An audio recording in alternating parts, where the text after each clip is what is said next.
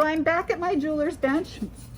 Remember, when you sit at your jeweler's bench, you're not sitting down to it like it's dinner. You want to sit down so that your arm, I'm right-handed, can work really well. This is where, if you're not paying attention, you may hurt yourself by cutting yourself. So when I go to saw through this, I'm going to set it right on my bench pin, right where the notch is, and I'm going to squeeze it together. And sometimes I'll be squeezing like this, and when the saw blade breaks through, it could cut my finger. So if I'm out here, I don't have a safety net. Back here, I have the bench pin from keeping me from cutting myself.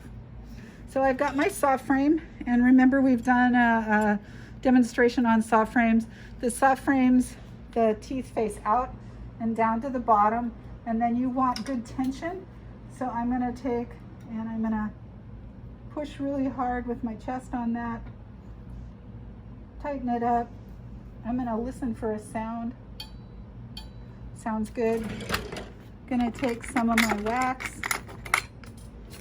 Gonna wax it on the back. And the blade that I'm using here is actually a number 2. It's a pretty coarse blade because this is pretty thick metal here. Believe it or not, I'm gonna take my glasses off to see best. But I'm back here where the wood is on my bench pin. I'm squeezing it together, and I'm gonna saw through. And when it breaks through, it hits the wood. And now I'm gonna pinch it back together. And for me, I'm thinking that's good enough. Okay, so some really good things here is I've cut off that little curve so that this fits nice and tight. My seam's gonna be really thin and fit really well. And the other thing is that I've sawn through both edges, so the metal is now clean to really grab onto the solder when we solder this together.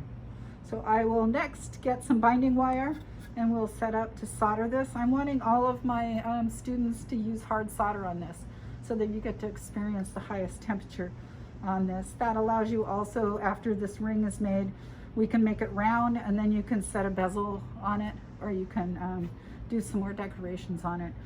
Normally I try to solder as much as I can while the piece is flat, and then bend it up and solder it. But when it comes to anything that's a 90-degree angle, or anything that is a bezel set, that needs to be put on after it's made round. Otherwise it's going to become oval. Okay.